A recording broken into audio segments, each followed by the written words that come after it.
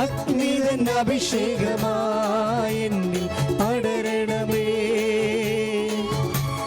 വിടുതലിൻ ആത്മാവേ എന്നിൽ നിറയണമേ.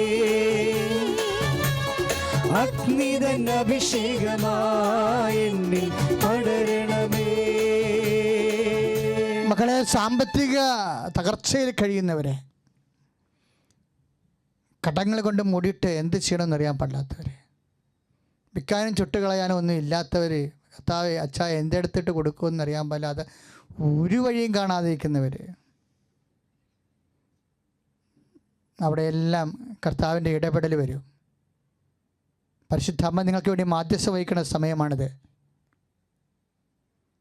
കർത്താവേ, ഒരു വഴിയുമില്ല, നീ മാത്രമേ ഒരു വഴിയുള്ളൂ. നീ കൂടി കൈവിട്ട അവർക്ക് ഒരോടുമില്ലാതായിപ്പോവും. ഞങ്ങൾ കണ്ണുനീരോടെ അവർക്ക് വേണ്ടി പ്രാർത്ഥിക്കുകയാണ്.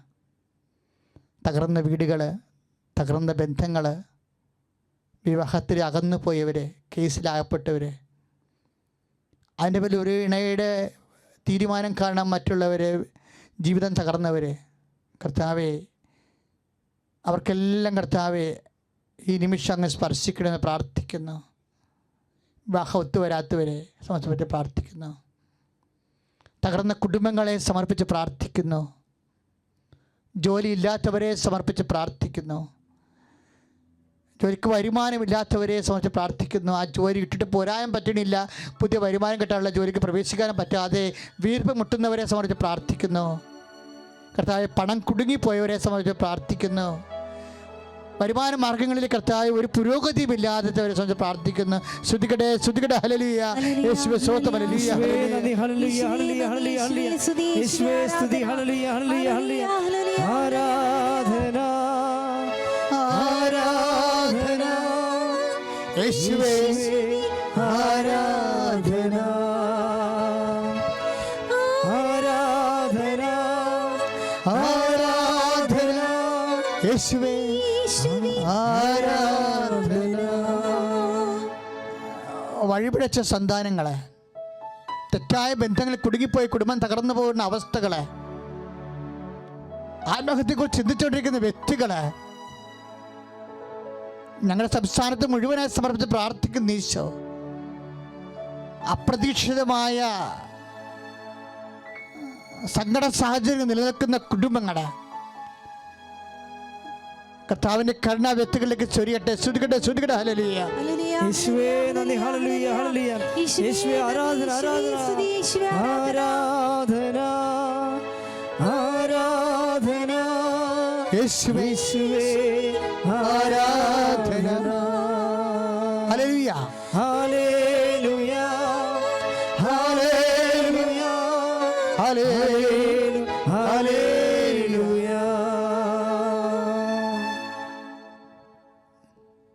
മൗന പ്രാർത്ഥനയുടെ സമയമാണ്.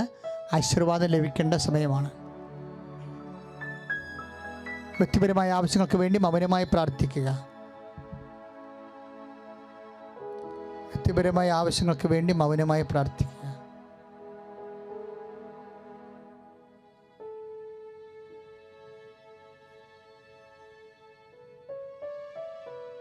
കടക്ഷോഭങ്ങളിൽ നിന്നും പ്രളയത്തിൽ നിന്നും നമ്മുടെ സംസ്ഥാനത്തെ സംരക്ഷിക്കാൻ വേണ്ടി പ്രാർത്ഥിക്കുക. നമുക്കിനി ഒന്നും താങ്ങാൻ നമ്മുടെ ജനതയ്ക്കോ സർക്കാരിനോ പറ്റാത്ത അവസ്ഥയിലാണ് നമ്മൾ. കണ്ണീരോടെ തീരദേശ ജനതയ്ക്കും മലയോര ജനതയ്ക്കും പ്രളയബാധിത സാധ്യതയുള്ള എല്ലാ ഇടനാട് പ്രദേശങ്ങളിലുള്ളവർക്കും സമർപ്പിച്ച് പ്രാർത്ഥിക്കുക.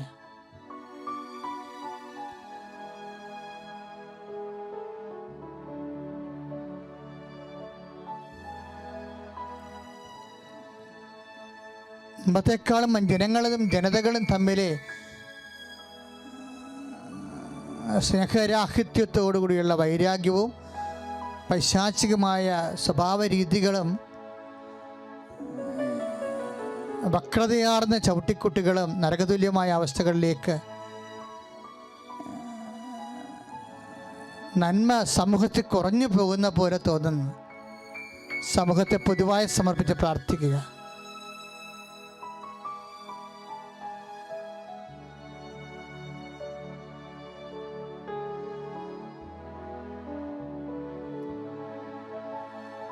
തിന്മകൾക്ക് കൂടുതൽ പ്രചാരം ലഭിക്കുന്ന പോലെയാണ് നമ്മൾ കണ്ടുവരുന്നത്.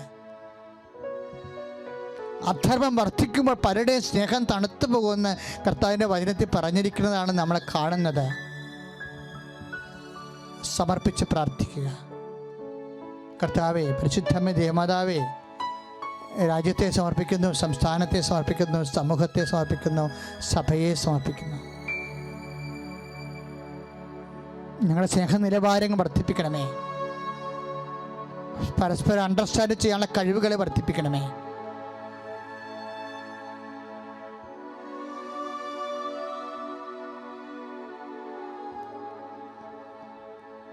മൗനമായി പ്രാർത്ഥിക്കുക. വ്യക്തിപരമായ ആവശ്യത്തിന് വേണ്ടി ഉടമ്പടി ചെയ്തിട്ടുള്ള വിഷയങ്ങളെ സമർപ്പിക്കുക. പിൽഗ്രിം ഉടമ്പടി, തീർത്ഥാടന ഉടമ്പടി ചെയ്തിട്ടുള്ളവരെ, ഇവിടെ വന്ന് ഉടമ്പടി ചെയ്തവരെ, ഇവിടെ വിഷയങ്ങളെ സമർപ്പിക്കുന്നു. അച്ഛൻ ഇപ്പോൾ പ്രത്യേകം സമർപ്പിക്കുന്ന പ്രാർത്ഥന. ഓൺലൈൻ ഉടമ്പടി ചെയ്തവരുണ്ട്, അവരുടെ ജീവിത ആവശ്യങ്ങളെയും സമർപ്പിച്ച് പ്രാർത്ഥിക്കുന്നു.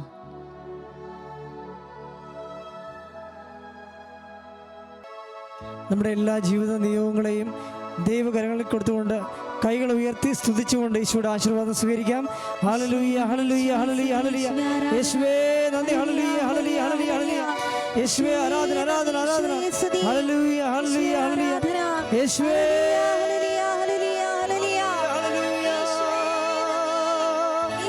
ആരാധന,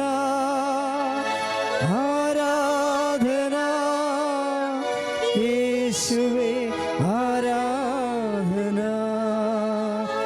പരിശുദ്ധ പരമമാം ദിവ്യകാരുണ്യമേ, ഇന്നുമെന്നും അങ്ങേയ്ക്കാരാധന. പരിശുദ്ധ പരമമാം ദിവ്യകാരുണ്യമേ, ഇന്നുമെന്നും അങ്ങേയ്ക്കാരാധന. Ave Ave Ave Maria, Ave Ave Ave Maria, Ave Ave Ave Maria, Ave Ave Ave Maria. യേശുനാമത്തിൽ മഹത്വം ഉണ്ടാകട്ടെ. എൻ്റെ പേര് ഹെലൻ വില്യം. ഞാൻ ആലപ്പുഴ രൂപത Punnapra saint John Maria Vianney ഇടവകയിൽ നിന്ന് വരുന്നു. ഞാൻ ആദ്യമായിട്ട് ഉടമ്പടി എടുക്കുന്നത് 2021 ഓൺലൈനിലാണ് ഉടമ്പടി എടുക്കുന്നത്. നഴ്സിംഗ് പഠിച്ചുകൊണ്ടിരുന്നപ്പം എനിക്ക് സെക്കൻഡ് ഇയറിൽ സപ്ലി എക്സാം വന്നായിരുന്നു. അങ്ങനെയാണ് ഞാൻ ഉടമ്പടി എടുക്കുന്നത്. ഉടമ്പടി എടുത്ത് പ്രാർത്ഥിച്ച് എനിക്ക് ഫസ്റ്റ് അറ്റംപ്റ്റിൽ തന്നെ സപ്ലി എക്സാം ക്ലിയർ ചെയ്യാൻ പറ്റി. പിന്നീട് ഞങ്ങളുടെ ബാച്ചിൽ ഫസ്റ്റ് ഇയർ സെക്കൻഡ് ഇയർ പകുതിയോളം പേര് തോൽക്കുമായിരുന്നു. അപ്പോൾ ഉടമ്പടിയിൽ അത് ഞാൻ നിയോഗമായിട്ട് വെച്ചിട്ടുണ്ടായിരുന്നു. അങ്ങനെ പ്രാർത്ഥിച്ച് തേർഡ് ഇയർ എക്സാം വന്നപ്പം ഞാൻ ഓൺലൈൻ ഉടമ്പടി എടുത്തുകൊണ്ട് ആ എക്സാമിൽ ഞങ്ങളുടെ കോളേജിൽ വേസ്റ്റ് ബാച്ച് എന്നും പറഞ്ഞിട്ടിരിക്കുമായിരുന്നു. ആ എക്സാമിൽ ഞങ്ങൾ 58 പേര് എക്സാം എഴുതിയതിൽ 2 പേര് മാത്രം അറ്റൻഡൻസിൻ്റെ ഇതുകൊണ്ടാണ് അവർ എക്സാം എഴുതാൻ പറ്റാതെ തോറ്റുപോയത്.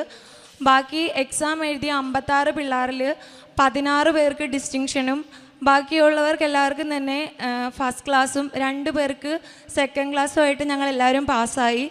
അതുപോലെ തന്നെ ഫോർത്ത് ഇയറിലും ഞങ്ങൾക്ക് എക്സാമിൻ്റെ സമയത്ത് ഭയങ്കര ബുദ്ധിമുട്ടുകളൊക്കെ ഉണ്ടായി. വൈവേ ക്ലിയർ ചെയ്യാനും മറ്റുമൊക്കെ ബുദ്ധിമുട്ടുണ്ടായി. പക്ഷെ ഞങ്ങളെല്ലാവരും മാതാവിനോട് പ്രാർത്ഥിക്കുമായിരുന്നു. അതിൻ്റെ ഫലമായിട്ട് ഫോർത്ത് ഇയറിൽ എക്സാം എഴുതി എല്ലാവരും തന്നെ ഞങ്ങൾ പാസ്സായി. അതാണ് എൻ്റെ ആദ്യത്തെ സാക്ഷ്യം.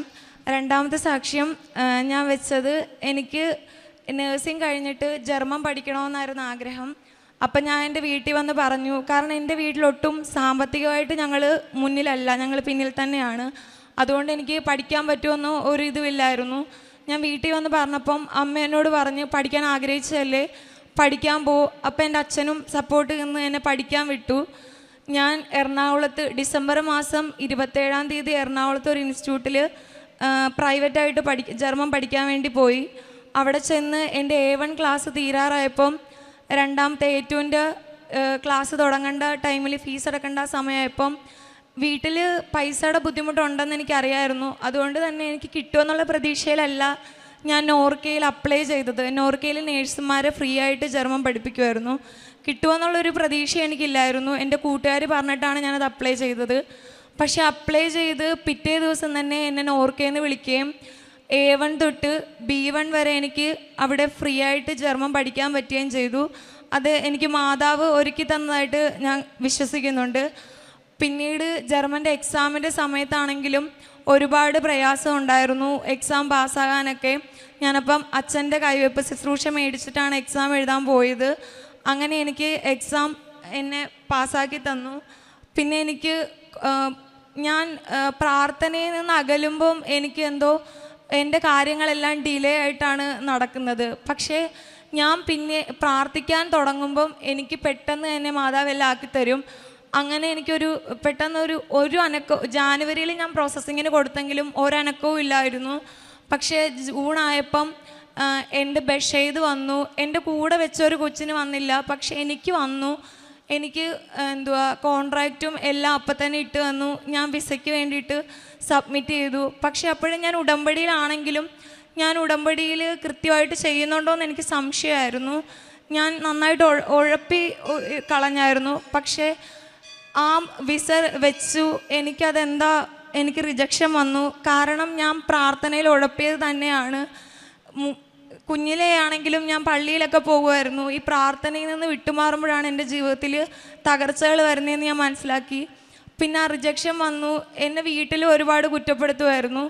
അങ്ങനെ അത് കഴിഞ്ഞപ്പോഴത്തേക്കും ഞാൻ ഈ വിസ റിജക്ഷൻ വന്ന അന്ന് ഞാൻ മാതാവിൻ്റെ അടുത്ത് കൊന്തയൊല്ലിക്കൊണ്ടിരുന്നപ്പം കരഞ്ഞ് പ്രാർത്ഥിച്ചു. അത് കഴിഞ്ഞൊരു ജൂലൈ 7 ഉടമ്പടി എന്തായാലും ഉഴപ്പിയാണ് അത് ഞാൻ മുമ്പോട്ട് കൊണ്ടുപോകുന്നതെന്ന് മനസ്സിലായപ്പം എനിക്ക് വീണ്ടും ഒന്നുകൂടെ ഉടമ്പടി തിരിച്ചു വരണം എന്നുള്ള ഇതുകൊണ്ട് ഞാൻ ഇവിടെ വന്ന് ഉടമ്പടി ഒന്നുകൂടെ എടുത്തു. എടുത്ത് പ്രാർത്ഥിച്ച് പോയി. എൻ്റെ അടുത്ത് ഏജൻറ്റ് വിളിച്ച് പറഞ്ഞു, വിഷമിക്കണ്ട, പ്രീ അപ്രൂവലിന് വെച്ചിട്ടുണ്ട്, നമുക്കത് വെച്ച് രണ്ടാമത് വിസയ്ക്ക് അപ്ലൈ ചെയ്യാം, കുഴപ്പമൊന്നും ഇല്ല എന്ന് പറഞ്ഞു. ഞാൻ എന്നിട്ട് ഇവിടുന്ന് പോയി.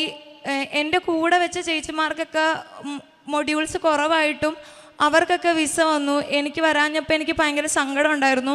പക്ഷേ എങ്കിലും ഞാൻ ഉടമ്പടിയിൽ എടുത്ത് പിന്നെ ഞാൻ ശക്തമായിട്ട് തന്നെ പ്രാർത്ഥിക്കാൻ തുടങ്ങി.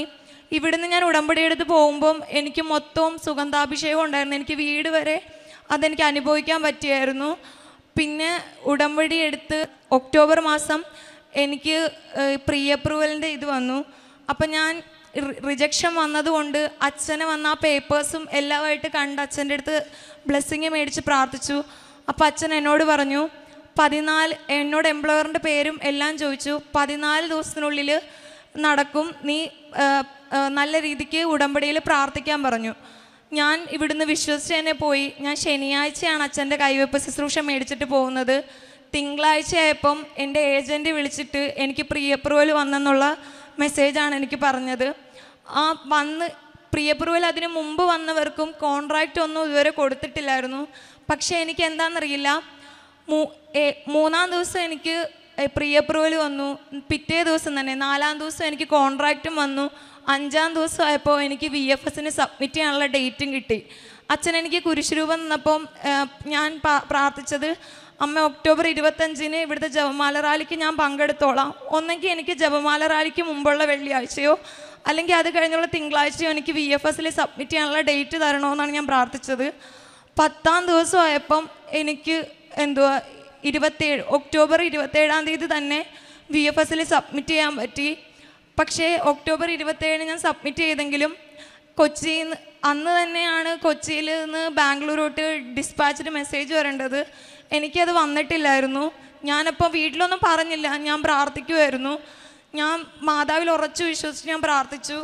13-ാം ദിവസമായപ്പം ഞാൻ രാവിലെ പ്രത്യക്ഷീകരണ പ്രാർത്ഥന ചൊല്ലിക്കൊണ്ടിരുന്ന സമയത്ത് എൻ്റെ തിരിയിൽ മാതാവിൻ്റെ ഹൃദയത്തിൻ്റെ രൂപം വന്നു. അപ്പോൾ എനിക്ക് തന്ന അടയാളമായിട്ട് തന്നെ ഞാൻ വിശ്വസിച്ചു. ഞാൻ കാരണം ഒരു അടയാളം ചോദിച്ചായിരുന്നു മാതാവിൻ്റെ അടുത്ത് പ്രാർത്ഥിച്ചത്. അപ്പം എനിക്ക് ആ 13-ാം ദിവസം വിസ എംബസിയിലോട്ട് ഡിസ്പാച്ച് ആയ മെയിൽ വന്നു. അങ്ങനെ പ്രാർത്ഥിച്ചുകൊണ്ടിരുന്നു.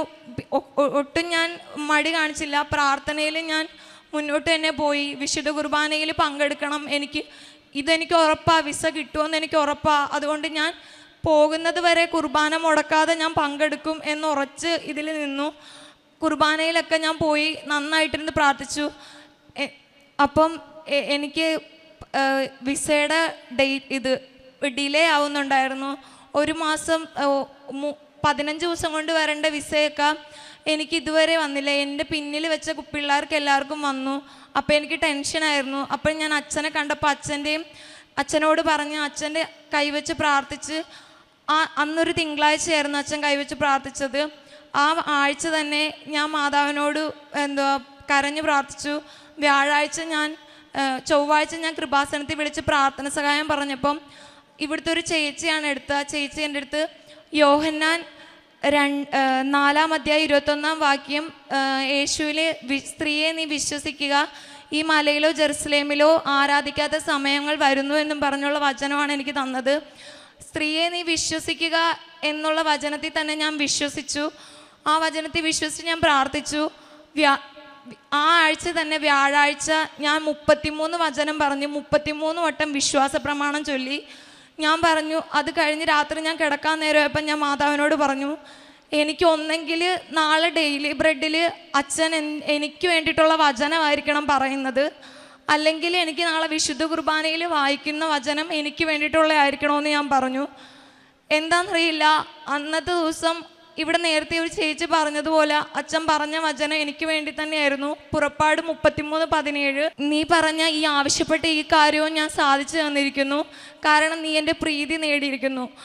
അന്ന് ഇതുവരെ എനിക്കൊരു മെയിൽ പോലും 1 മാസമായിട്ട് മെയിൽ പോലും വരാതിരുന്ന അന്ന് 10:15 എനിക്ക് മെയിലും വന്നു. അതിനു മുമ്പ് ഞാൻ കുർബാന കഴിഞ്ഞ് വന്ന് എപ്പോഴും ഇത്തിരി നേരം കിടന്നുറങ്ങും. 6 മണിക്കത്തെ കുർബാനക്ക് പോയിട്ട് ഇത്തിരി നേരം കിടന്നുറങ്ങും. ആ ഉറക്കത്തിൽ ഞാൻ മാതാവിന് സ്വപ്നം കാണുകയും ചെയ്തു. സ്വപ്നം കണ്ടിട്ട് എന്നോട് പറഞ്ഞ വചനം ഇതാണ്, ലൂക്ക 19:9, ഇന്ന് ഈ ഭവനത്തിന് രക്ഷ കൈവന്നിരിക്കുന്നു. എനിക്ക് ഉറപ്പാണ്, എൻ്റെ കഴിവ് കൊണ്ടല്ല, എനിക്കിത് മാതാവ് തന്നു തന്നെയാണ്. എൻ്റെ കുടുംബവും ഒത്തിരി ദൈവത്തോട് കരഞ്ഞ് പ്രാർത്ഥിച്ചിട്ടുണ്ട്. ഞങ്ങൾ സാമ്പത്തികമായിട്ട് പിന്നോക്കത്തിലാണെങ്കിലും ഒരിക്കലും ആത്മീയമായിട്ട് പിന്നോട്ട് പോകാൻ ശ്രമിച്ചിട്ടില്ല. പള്ളികളിലെല്ലാം ഞങ്ങൾ പോവുകയും പ്രാർത്ഥിക്കുകയും ചെയ്യാറുണ്ട്. എൻ്റെ അമ്മ എല്ലാ വെള്ളിയാഴ്ചകളിലും ക്രിസ്ത്യാനിൻ്റെ ആരാധനയിലും പങ്കെടുക്കുമായിരുന്നു. എനിക്ക് തന്ന ഈ അനുഗ്രഹത്തിന് ഈശോയ്ക്കും മാതാവിനും ഒരുപാട് നന്ദി പറയുന്നു. പ്രേക്ഷിത പ്രവർത്തനമായിട്ട് ഇവിടുന്ന് കിട്ടുന്ന പത്രം ഞാൻ വണ്ടാന ഹോസ്പിറ്റലിലും റെയിൽവേ സ്റ്റേഷൻ, പിന്നെ ഞാൻ പഠിച്ചിരുന്ന ഹോസ്റ്റൽ, അവിടെ എല്ലായിടത്തും ഞാൻ കൊടുക്കുമായിരുന്നു. പിന്നെ കാരുണ്യ പ്രവൃത്തിയായിട്ട് അമ്മ എനിക്ക് തരുന്ന പൈസ കൊണ്ട് രോഗികൾക്ക് ഫുഡ് വാങ്ങിച്ചു കൊടുക്കും. പിന്നെ വണ്ടാനത്തെ രോഗികളെ, ക്യാൻസർ പേഷ്യൻസിനെയും മെൻ്റൽ പേഷ്യൻസിനെയൊക്കെ കാണാൻ പോയി അവരോട് കുറച്ച് നേരം സംസാരിച്ചിരുന്ന് അവർക്കും എന്തെങ്കിലും എന്നാൽ കഴിയുന്നത് സഹായിക്കുമായിരുന്നു. പിന്നെ എന്നോട് സഹായം ചോദിച്ചു വന്നിട്ടുള്ള എൻ്റെ കൂട്ടുകാർക്കായാലും ആർക്കായാലും ഞാൻ സഹായം ചെയ്തിട്ടുണ്ട്. എല്ലാത്തിനും എനിക്ക് തന്ന എല്ലാ അനുഗ്രഹത്തിനും മാതാവിനും ഈശോയ്ക്കും 1000 നന്ദി. ദൈവനാമത്തിന് സ്തുതി. പരിശുദ്ധ മാതാവിനും തിരുകുമാരനും 1000 നന്ദി. എൻ്റെ പേര് പൗർണമി. ഞാൻ കൊല്ലത്ത് നിന്നാണ് വരുന്നത്. ഇതെൻ്റെ മകൻ അർജുൻ, മകള് വൈഗ. എനിക്ക് അമ്മ മാതാവ് തന്ന അനുഗ്രഹങ്ങളെക്കുറിച്ച് പറയാനാണ് ഞാൻ ഇന്ന് ഈ അൾത്താരയിൽ നിൽക്കുന്നത്. ഞാൻ 1 വർഷത്തോളമായി ഓൺലൈൻ ഉടമ്പടിയിലായിരുന്നു. എനിക്ക് എൻ്റെ കുടലിൽ ചെറിയൊരു ഇൻഫെക്ഷൻ ഉണ്ടായിട്ട് ചെറിയ ബ്ലീഡിങ്ങും കാര്യങ്ങളൊക്കെ ഉണ്ടായിരുന്നു. ആ സമയത്ത് ഞാൻ ഇങ്ങനെ യൂട്യൂബ് ഇങ്ങനെ വെറുതെ കണ്ടുകൊണ്ടിരിക്കുന്ന സമയത്ത് ഞാൻ കൃപാസനത്തിലെ കുറച്ച് സാക്ഷ്യങ്ങൾ കേൾക്കേണ്ടായി. അപ്പോൾ ഞാൻ മാനസികമായിട്ട് ഭയങ്കരമായ വിഷമത്തിലിരിക്കുന്നൊരു സമയമായിരുന്നു. അപ്പോൾ ഞാനിത് കൃപാസനത്തെക്കുറിച്ച് കൂടുതൽ അറിയാനതിന് വേണ്ടിയിട്ട് ഞാൻ ഗൂഗിളിൽ സെർച്ച് ചെയ്തു. അപ്പോൾ എനിക്ക് കൃപാസനത്തെക്കുറിച്ച് കൂടുതൽ മനസ്സിലാക്കാൻ കഴിഞ്ഞു. ഞാൻ പിന്നീട് ഓൺലൈൻ ഉടമ്പടിയെക്കുറിച്ച് അറിഞ്ഞു. അങ്ങനെ ഞാൻ ഓൺലൈൻ ഉടമ്പടി എടുത്തു. ഓൺലൈൻ ഉടമ്പടി എടുത്ത് ഒരാഴ്ച കഴിഞ്ഞപ്പോൾ തന്നെ എനിക്കെൻ്റെ അസുഖം പൂർണ്ണമായും മാറിക്കിട്ടി. ആ സമയത്ത് എൻ്റെ മകൻ SSLC പരീക്ഷയ്ക്ക് പ്രിപ്പയർ ചെയ്യുമായിരുന്നു. അവന് ഫുൾ A+ കിട്ടണം എന്നുള്ളത് ഞാൻ എൻ്റെ ഒരു നിയോഗമായി അതിൽ ഓൺലൈൻ ഉടമ്പടിയിൽ വെച്ചിട്ടുണ്ടായിരുന്നു. അങ്ങനെ അവൻ എക്സാമിന് പോകുമ്പോൾ ഞാൻ വീട്ടിലിരുന്ന് അമ്മ മാതാവിനോട് പ്രാർത്ഥിക്കുമായിരുന്നു. എൻ്റെ മകന് ഫുൾ A+ നൽകി അനുഗ്രഹിക്കണമേ അമ്മയെന്ന് ഞാൻ പ്രാർത്ഥിക്കുമായിരുന്നു. അതിനുശേഷം അന്നെനിക്ക് ഞാൻ ഇവിടെ വന്ന് ഉടമ്പടി എടുക്കാത്തത് കൊണ്ട് തന്നെ എനിക്ക് ഉടമ്പടി നേർച്ച വസ്തുക്കളൊന്നും തന്നെ ഉണ്ടായിരുന്നില്ല. മാതാവിനോട് നേരിട്ടങ്ങ് പ്രാർത്ഥിക്കുക, അത് മാത്രമേ ഉണ്ടായിരുന്നുള്ളൂ. ഞാൻ പ്രാർത്ഥിച്ചു. റിസൾട്ട് വന്നു. എൻ്റെ മോന് ഫുൾ A+ നൽകി അമ്മ മാതാവ് അനുഗ്രഹിച്ചു. അതിനുശേഷം ഒരുപാട് വർഷങ്ങളായിട്ട് എൻ്റെ ഒരു സ്വപ്നമായിരുന്നു ഒരു ഗവൺമെൻറ് ജോലി എന്ന് പറയുന്നത്. എൻ്റെ അച്ഛൻ വളരെ കഷ്ടപ്പെട്ട്, ഞങ്ങൾ 2 പെൺമക്കളായിരുന്നു, വളരെ കഷ്ടപ്പെട്ട് ഞങ്ങളെ വളർത്തി. 2 പേരെയും വിവാഹം ചെയ്ത് കൊടുത്തു. അപ്പോൾ അച്ഛനൊരു സപ്പോർട്ട് കൊടുക്കുക, അതിനു വേണ്ടിയിട്ട് എനിക്കും എൻ്റെ അനുജതിക്കും ഒരു ഗവൺമെൻറ് ജോലി, അത് ഞങ്ങളുടെ 2 പേരുടെയും സ്വപ്നമായിരുന്നു. ഞാനൊരു അക്രൈസ്തവയാണ്, അതുകൊണ്ട് തന്നെ എൻ്റെ വീട്ടിൽ ഇത് പറയുക എന്ന് പറയുന്നത് എനിക്ക് വളരെ ബുദ്ധിമുട്ടായിരുന്നു. പക്ഷേ ഞാൻ എൻ്റെ ഹസ്ബൻഡിനോട് പറഞ്ഞു. ഹസ്ബൻഡ് ഉടമ്പടി എടുക്കുന്ന കാര്യം ഞാൻ എൻ്റെ ഹസ്ബൻഡിനോട് പറഞ്ഞു. ഹസ്ബൻഡ് സമ്മതിച്ചു. എന്നെ ഹസ്ബൻഡ് ഇവിടെ കൊണ്ടുവന്നു. കഴിഞ്ഞ 2025 ജൂലൈ 24-ാം തീയതി ഞാൻ ഉടമ്പടി ഇവിടെ വന്ന് എടുത്തതിന് ശേഷം ഞാൻ PSC റിസൾട്ട് ഇങ്ങനെ കാത്തിരിക്കുകയാണ്. ഞാൻ ഒരുപാട് വർഷമായിട്ട് PSC ടെസ്റ്റുകൾ എഴുതുന്നുണ്ട്. അങ്ങനെ ലിസ്റ്റുകളിൽ വന്നിട്ടില്ല, അതിനെനിക്ക് കഴിഞ്ഞിട്ടില്ല. ഞാൻ ഒരുപാട് പ്രയത്നിച്ചു അതിനു വേണ്ടിയിട്ട്, പക്ഷേ കഴിഞ്ഞില്ല. പക്ഷേ ഉടമ്പടി എടുത്തു. സമയ ചുരുക്കത്തിൻ്റെ മാതാവെന്ന് പറയുന്നത് വെറുതെ അല്ല. പെട്ടെന്ന് തന്നെ ഞാൻ ഏറ്റവും ആഗ്രഹിച്ചിരുന്ന ജോലിയാണ് ഒരു ടീച്ചർ ആവുക എന്ന് പറയുന്നത്. അപ്പോൾ ഞാനൊരു UP സ്കൂൾ ടെസ്റ്റ് എഴുതിയിരുന്നു. അതിൽ എനിക്ക് റിസൾട്ട് വന്നു, ലിസ്റ്റിൽ ഞാനുണ്ടായിരുന്നു. അത് കഴിഞ്ഞ് പെട്ടെന്ന് തന്നെ എനിക്ക് അതിൻ്റെ ഫോർമാലിറ്റീസ് എല്ലാം മാതാവ് തീർത്തു തന്നു. ഞാൻ ഇൻ്റർവ്യൂവിന് പോയി, അതിൽ പാസ്സായി. അതിനുശേഷം എനിക്ക് ഈ കഴിഞ്ഞ നവംബർ 25-ാം തീയതി എനിക്ക് അഡ്വൈസ് ലഭിച്ചു. പക്ഷേ ആ അഡ്വൈസ് ലഭിക്കുന്നതിലൊരു മിറാക്കിള്, 21-ാം തീയതി എനിക്ക് അഡ്വൈസ് വന്നു. അത് സൈറ്റിലാണ് വന്നത്, എൻ്റെ PSC പ്രൊഫൈലിലാണ് വന്നത്. ഞാനത് അറിഞ്ഞില്ല. 24-ാം തീയതി രാത്രി ഞാനൊരു സ്വപ്നം കാണുകയാണ്. എൻ്റെ കയ്യിലേക്ക് ഒരു അഡ്വൈസ് വരുന്നു. ഞാനത് എടുത്ത് എൻ്റെ ഹസ്ബൻഡിനോട് പറയുകയാണ്, എനിക്ക് അഡ്വൈസ് വന്നു, എനിക്ക് മാതാവിനോട് പറയണം എന്ന് ഞാൻ ഇങ്ങനെ സ്വപ്നം കാണുകയാണ്. എന്നിട്ട് ഞാൻ അറിയുന്നില്ല ഈ അഡ്വൈസ് എൻ്റെ പ്രൊഫൈലിൽ വന്നിട്ടുണ്ട് എന്ന് ഞാൻ അറിയുന്നില്ല. 25-ാം തീയതി വൈകുന്നേരം 6 മണി ആയപ്പോഴേക്കും എൻ്റെ ഈ PSCയിലെ ഒരു ഗ്രൂപ്പുണ്ട്, ആ ഗ്രൂപ്പിൽ കുട്ടികൾ മെസ്സേജ് ഇട്ടിരിക്കുന്നു, അഡ്വൈസ് 7 പേർക്ക് പോയിട്ടുണ്ട് എന്ന്. ഞാനത് ഓപ്പണാക്കി നോക്കുന്നു, 7ാമത്തെ ആളായിട്ട് ഞാനുണ്ട്. എൻ്റെ അഡ്വൈസ് അപ്പോൾ എനിക്ക് മനസ്സിലായി മാതാവ് എന്നെ അറിയിച്ചു തരാൻ വേണ്ടിയിട്ടാണ് എനിക്ക് ആ സ്വപ്നം കാണിച്ചു തന്നത് എന്നുള്ളത്. പിന്നെ പലതവണ ഞാൻ മാതാവിനെ മേഘത്തിൽ, മാതാവ് ഉണ്ണിയേശുവിനെയും കൊണ്ടിരിക്കുന്ന ഒരു രൂപം ഞാൻ കണ്ടിട്ടുണ്ട്. പിന്നെ ഈ ഒരു ജോലി എന്ന് പറയുന്നത് അതെനിക്ക് മാതാവ് തന്ന വലിയൊരു അനുഗ്രഹമാണ്. ഈ ഇലക്ഷൻ കഴിഞ്ഞിട്ട് ഉടനെ തന്നെ എനിക്ക് അപ്പോയിൻമെൻറ്റ് വരും, ഞാൻ ജോയിൻ ചെയ്യും. എൻ്റെ കുറേ നാളത്തെ സ്വപ്നം എനിക്ക് മാതാവ് സാക്ഷീകരിച്ച് തരികയാണ്. പിന്നെ ഞാൻ പ്രേക്ഷിത പ്രവർത്തനമായിട്ട് ഇവിടുത്തെ പത്രം വാങ്ങിച്ച് ഞാൻ ട്യൂഷൻ പഠിപ്പിക്കാൻ പോകുമായിരുന്നു. പോയിട്ട് വരുന്ന വഴിക്ക് ഞാൻ ഈ കാണുന്ന, അതായത് അത് വലിച്ചെറിയില്ല എന്ന് ഉറപ്പുള്ള ആളുകൾക്ക് ഞാൻ ആ പത്രം വിതരണം ചെയ്യും. പിന്നെ എന്നോട് ആരെങ്കിലും ആഹാരത്തിനോ അല്ലെങ്കിൽ ഭിക്ഷയ്ക്കോ ഒക്കെ ചോദിക്കുകയാണെങ്കിൽ എൻ്റെ കയ്യിലുള്ളതുപോലെ ഞാൻ കൊടുത്ത് സഹായിക്കും. പിന്നെ ഒരു ശരണാലയത്തിലേക്ക് എല്ലാ മാസവും എന്നെക്കൊണ്ടാവുന്ന ഒരു ചെറിയ തുക ഞാൻ കൊടുക്കാറുണ്ട്. അത് ഇതുവരെയും മുടക്കം വന്നിട്ടില്ല. എന്നെക്കൊണ്ടാവുന്ന രീതിയിലെല്ലാം ഞാനത് ശ്രമിക്കുന്നുണ്ട്. പിന്നെ പ്രാർത്ഥനകൾ, 5:30-ക്കുള്ള ഡെയിലി ബ്രെഡ് പ്രാർത്ഥന ഞാൻ ഒരു ദിവസം പോലും മുടക്കാറില്ല, ഞാനത് പ്രാർത്ഥിക്കും. പിന്നീട് അച്ഛൻ്റെ ചൊവ്വാഴ്ചത്തെ ധ്യാനം, അത് ഞാൻ കൂടും, ഷെയർ ചെയ്യും. എൻ്റെ മോള് അവൾ 9 വയസ്സായി. എല്ലാ ദിവസവും എന്നോടൊപ്പം ജപമാലയ്ക്ക് എൻ്റെ മോളിരിക്കും. അവൾക്ക് പ്രാർത്ഥനകളെല്ലാം അറിയാം. എൻ്റെ മോളും ഞാനും കൂടിയാണ് ജപമാല ചൊല്ലുന്നത്. അതിൽ ഞങ്ങൾ ഇതുവരെയും ഒരു മുടക്കവും വരുത്തിയിട്ടില്ല. 6 മണിയാവുമ്പോൾ എന്നോട് മോള് പറയും, അമ്മേ നമുക്ക് ജപമാല ചൊല്ലണ്ടേ എന്ന് ചോദിച്ചിട്ട് മോള് തന്നെയാണ് ഇങ്ങോട്ട് ഇനിഷ്യേറ്റീവ് എടുത്ത് വരുന്നത്. എൻ്റെ ജീവിതത്തിൽ ഇതുവരെ ഞാൻ അനുഭവിച്ചിട്ടില്ലാത്തൊരു സന്തോഷവും സമാധാനവും എൻ്റെ അമ്മ ഇന്ന് എനിക്ക് തരുന്നുണ്ട്. ഒരുപാട് നാളുകളായിട്ട് പലവിധ കാരണങ്ങളാൽ മാനസികമായി ഒരുപാട് വേദനകൾ അനുഭവിച്ചിരുന്നു. സമാധാനം ഇല്ലാത്തൊരവസ്ഥയൊക്കെ ഉണ്ടായിരുന്നു. ഇപ്പോൾ ഈ ഉടമ്പടിയിലായ ഈ 1 വർഷത്തോളമായിട്ട് ഞാൻ സമാധാനത്തോടെ ജീവിക്കുന്നു, സന്തോഷത്തോടെ ജീവിക്കുന്നു. ഇപ്പോഴാണ് ഞാൻ ജീവിതം എന്താണ് എന്ന് എന്നെ അറിയുന്നത്. എൻ്റെ അമ്മ മാതാവിനോട് എത്ര നന്ദി പറഞ്ഞാലും മതിയാവില്ല. അമ്മ മാതാവിനും തിരുകുമാരനും 1000 നന്ദി. ഞാൻ ഇന്ന് അന്ന് ഞാൻ ഒറ്റയ്ക്കാണ് വന്ന് ഉടമ്പടി എടുത്തതെങ്കിൽ ഇന്ന് ഞങ്ങളുടെ ഫാമിലിയിൽ നിന്ന് 11 പേരാണ് ഇവിടെ വന്നിരിക്കുന്നത്. അതിൽ 4 പേരിന്ന് ഉടമ്പടി പുതിയതായിട്ട് എടുത്തിട്ടുണ്ട്. എനിക്ക് കഴിയാവുന്നിടത്തോളം എല്ലാവരോടും ഞാൻ എൻ്റെ അമ്മ മാതാവിനെക്കുറിച്ച് പറയാറുണ്ട്.